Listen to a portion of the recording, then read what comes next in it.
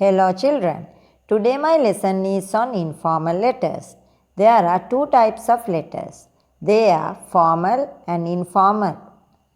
Informal letters are written to pen pals, friends, family members and relatives. පෞද්ගලික ලිපි ලියන්නේ පෑන මිතුරන්ට, පවුලේ සමාජිකයන්ට සහ නෑදෑයින්ටයි. When writing informal letters, the language used is friendly and casual. පෞද්ගලික ලිපි ලිවීමේදී සාමාන්‍ය මිත්‍රශීලී භාෂාවක් යොදා ගැනේ. Contracted forms are used when writing informal letters. For example, instead of writing I am, we are, we can use I'm and we are. පෞද්ගලික ලිපි ලිවීමේදී වචන හකුලා ලිවීමට හැක. Now let's look at the format of an informal letter. අපි දැන් පෞද්ගලික ලිපියක් ලියන ආකෘතිය බලමු. First, we write the sender's address. පළමුව අපි යවන්නාගේ ලිපිනය ලියනවා. Then we write the date. When writing the date, the order should be the date, month and year. ඉන්පසු අපි ලිපිය ලියන ලද දිනය සඳහන් කරනවා. අපි දිනය ලිවීමේදී පළමුව දිනය, මාසය, අවුරුද්ද ලෙස සඳහන් කරනවා. Next step is the salutation. Here I have given you two examples. If you are writing a letter to your mother, you can write Dear Mother followed by a comma. If you are writing to your friend, you can write your friend's name.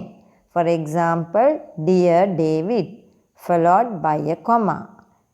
ඉන්පසු අපි ලියන්නේ ආමන්ත්‍රණයයි. ඔබ මවට ලිපියක් ලියන්නේ නම් Dear Mother යනුවෙන් සඳහන් කළ හැකියි. එමෙන්ම යහළුවෙකුට ලියන්නේ නම් යහළුවාගේ නම සඳහන් කළ හැකියි. අවසානයට කොමාවක් දැමීමට අමතක කරන්න එපා. After the salutation, we write the most important part of the letter, which is called the body of the letter. It consists of 3 paragraphs: introduction, content, and conclusion. ආමන්ත්‍රණයට පසුව අප ලියන්නේ ලිපියේ වැදගත්ම කොටස වන අන්තර්ගතයයි.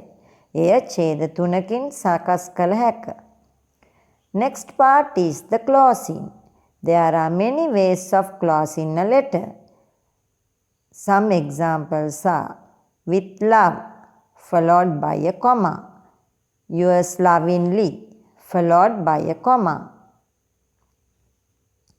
ඊළඟ පියවර වන්නේ ලිපිය අවසන් කිරීමයි. එය අවසන් කරන ආකාර ගොඩක් තියෙනවා. දරුවනි, ඔබ අමතක නොකළ යුතු කරුණක් තියෙනවා. yours lovingly. දැන් මෙතන ඔයගලන්ට පේනවා yours කියලා s අකුරෙන් ඉවර කරනකොට අගට lovingly කියනකොට ly වලින් ඉවර වෙනවා. දැන් මේ උදාහරණයක් බලන්න. yours affectionately. yours කියලා s අකුරෙන් ඉවර වෙනකොට ඊළඟ වචනේ ly වලින් ඉවර වෙන්න ඕනි. ක්ලෝසින් එක ලිවීමේදී කොමාවක් දැමීමට අමතක කරන්න එපා. Finally, we put the sender's signature. Normally, when writing informal letters, we write the sender's first name. අපි ලිපිය අවසන් කරන්නේ ලිපිය යවන්නාගේ නම සඳහන් කිරීමෙනුයි. Here are some startings and endings of informal letters. පෞද්ගලික ලිපියක් ආරම්භ කරන සහ අවසන් කරන ආකාර කිහිපයක් බලමු. Startings. How are you?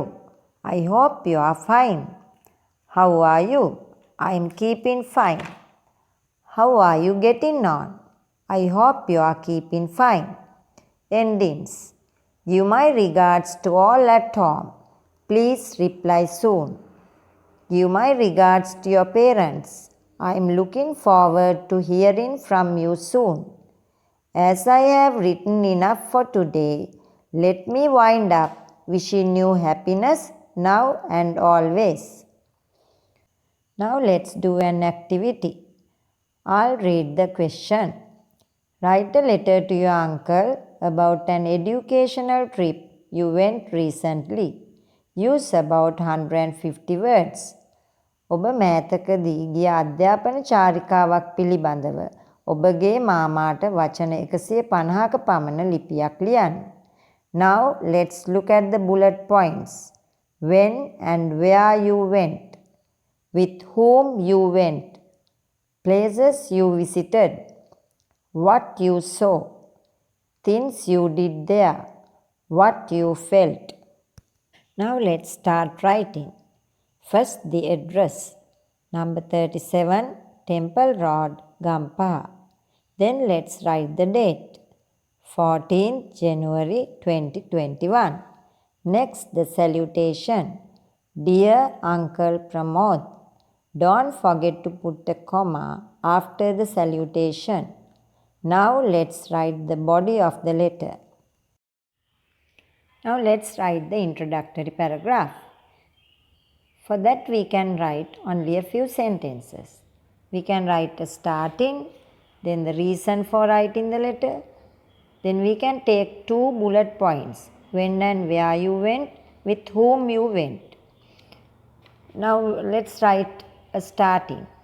How are you getting on? I'm keeping fine.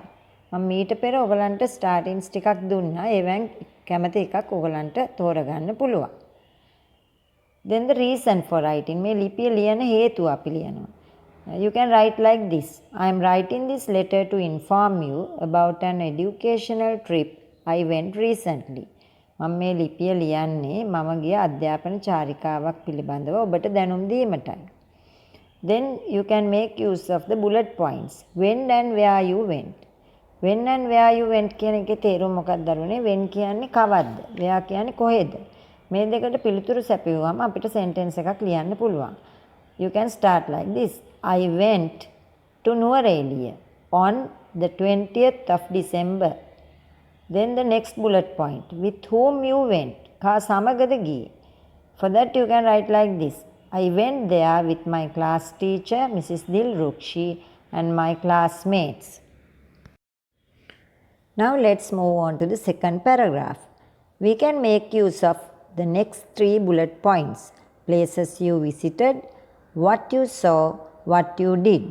Then අපි බලමු පළවෙනි bullet point එක දිහා. Places you visited. ඔබ නැරඹීමට ගිය ස්ථාන. දැන් මේකෙන් අපිට දරුවනේ සරල වාක්‍ය කිහිපයක් ගොඩනගා ගන්න පුළුවන්. We visited the tea estate. We visited Haggala Gardens. We visited Gregory Lake. දැන් අපි visited කියන වචනේ නැවත නැවත repeat කරන්නේ නැතුව ඒ වෙනුවට අපිට දාන්න පුළුවන් went to කියන එක. ඒතර අපිට මෙහෙම ලියන්න පුළුවන් we went to Gregory Lake. දැන් මේ sentences අපිට තව ටිකක් දික් කරන්න ඕන නම් කොටස් එකතු කරන්නත් පුළුවන්. Now let's go to the next bullet. What you saw. ඔබ දැකපු දේවල්. දැන් අපිට කියන්න පුළුවන් තේදළු නෙලන්නියෝ දැක්කා කියලා. We saw tea pluckers. ඒ වාක්‍ය අපිට තව කොටසක් එකතු කරලා මෙහෙම ලියන්න පුළුවන්. We saw tea pluckers plucking tender leaves. What you did. ඊළඟ bullet point එක තමයි what you did. ඔබ කළේ මොනවද? එතන අපිට ලියන්න පුළුවන් we took photos. We rode horses. We went on a boat ride. දැන් මේ අපි කරපු දේවල්. දැන් අපි මේ කොටස් දෙකක් එකතු කරලා දිග වාක්‍යයක් ලියන්නත් පුළුවන්. We rode horses and went on a boat ride. You can organize these facts and complete the second paragraph like this. On the way to Nuwara we stopped near an eye-catching waterfall. මෙතන දරුවනේ eye-catching කියන්නේ මනස්කාන්ත. දියැලක් ළඟ අපි නුවරඑළිය යන අතරමඟ නැවැත්තුවා.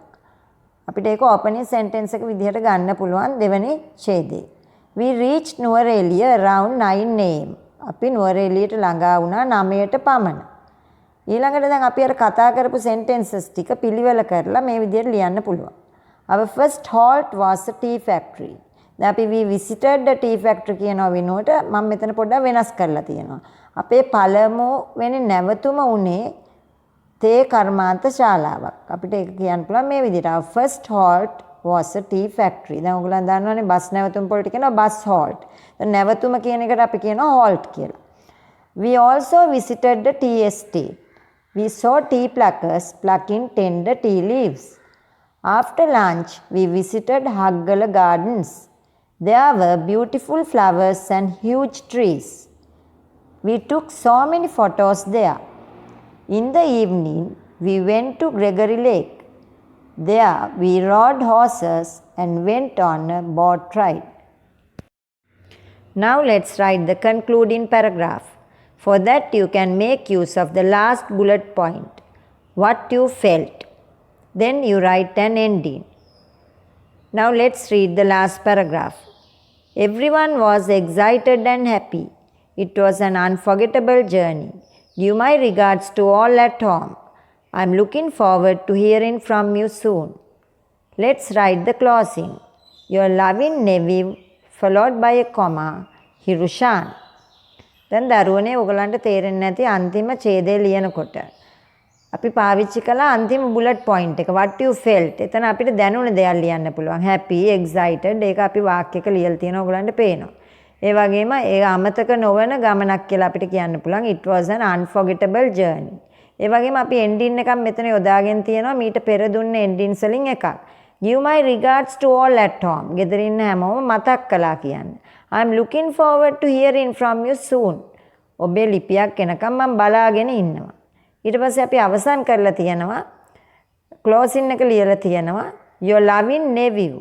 ඔබේ ආදරණීය ඥාති පුත්‍රයා. nephew කියන්නේ ඥාති පුත්‍රයා. හිරුෂාන්. එතකොට අපි කොමා එකකින් ඉවර කරනවා your loving nephew කියන එක. දැන් මම හිතන්නේ ඔයගලන්ට තේරෙන්නේ නැති informal letter එකක් ලියන විදිය.